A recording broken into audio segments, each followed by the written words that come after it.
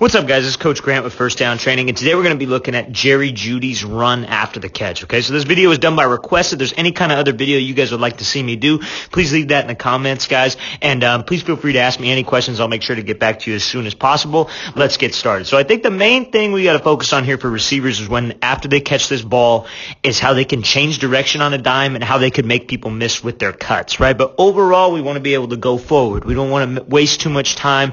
I don't want to be wasting time making all these moves. I make this move, I'm going full speed, I'm able to stick it. Very similar to how you run routes, right? If you're a good route runner, you should be able to be good after the catch, okay? So let's look at this first clip here. The main thing we're going to talk about is watch it full speed, making a guy miss with a cut here. So how we're going to make a guy miss is by the same way you would make a DB, maybe bite on a fake, bite on a post fake, bite on an out fake, anything where we're off of a speed cut. You see when Jeudy's here, and he's so good at doing this, when he makes this cut, you see how his leg is going here. It's almost like a dead leg. He's very sudden with his feet. So anytime we already catch this ball and we're working upfield, we're working to get some separation, I got to be sudden with my feet and then make a cut and then go, right? But at the end of the day, what's that guy going to be watching? He's going to be watching your hips, right? So same idea as I'm running a route.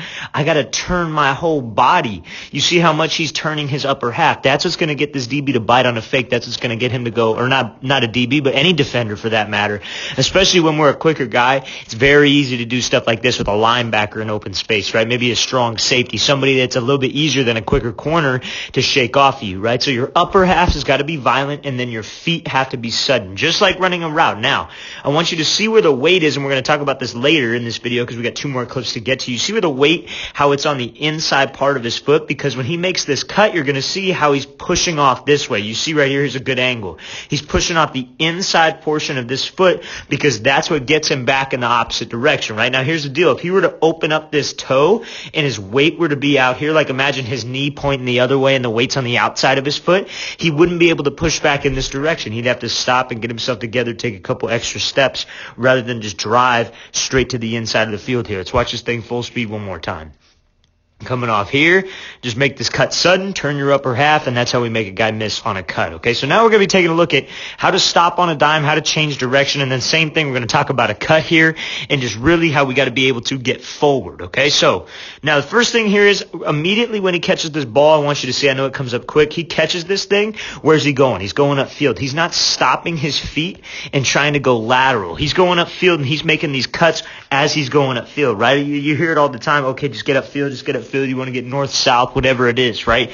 And people like to make that critique, but I think as long as you're going forward and you're making a play, then we're good, right? We just got to make sure that I'm trying to do my best to stop on a dime, make a cut on a dime. That's how I make guys miss, right? So he's coming up here, and it's the same mechanics as if you were going to be running just a dig, right? You see how he's here.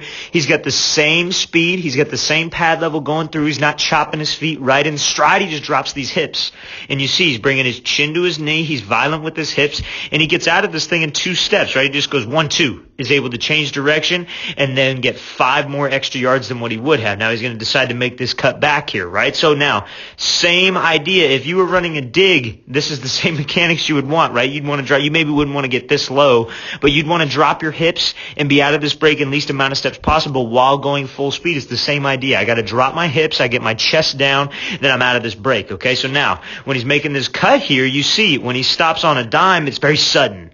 You see how sudden his feet are. That's what we got to be. I can't telegraph this move. What a lot of people do when they make a cut is they'll reach way out in front of them and they'll pop their chest back and they'll be slow and then they'll get their head taken off, right? We want to be as sudden as we possibly can. Again, you see where that weight is. That weight's on the inside part of his foot, so he could just shoot this thing back and then burst upfield and get an extra 2 yards than what he would have. It's all about just creating extra yardage for yourself, especially when you don't have this ball and you're running after the catch. Let's watch this thing full speed again one more time. So put the brakes on with your hips. You see his hips just drop him, and then when we're making this cut, you want to be as sudden as possible, like you're just giving a dead leg right to the ground. Great job there by Jeudy. Okay, so now we're going to be talking about the same thing, just making a cut. Your head and shoulder movement's very similar to what we discussed in the very first clip here. So let's watch this thing again. So he's coming here, bursts up, nice cut here, makes a guy miss. Then we cut again to the outside, make another guy miss. It's very similar to the route running technique that we all talk about in all these other clips if you're familiar with the clips that I show. So when he's coming here, you see What does he do with this cut here, right? He's cutting off the right leg. You see how violent he is with his upper half. His upper half is what's turning, right? That's where that DB is going to be focused, or that any kind of defender is going to be focused on his upper half, right? But now I want you to see how sudden and how violent his feet are. You want to be violent with your upper half, but also violent with your feet as well. And now this is a scary angle here, especially for somebody who's maybe not as flexible as Jeudy. And I'm not saying you have to get to this position, because this is what makes him very, very dangerous route runner, because he's able to be in positions like this. You see how much weight is on the inside arch of his foot, right? You see how much weight he has, how his knee is almost touching the floor. That's a very scary angle, if you ask me. But you don't need to be to this extent, right? You don't need to be all the way here. I think Jeudy's very, very, when it comes to like his knee, I don't know the correct term, but flexible. We'll call it flexible.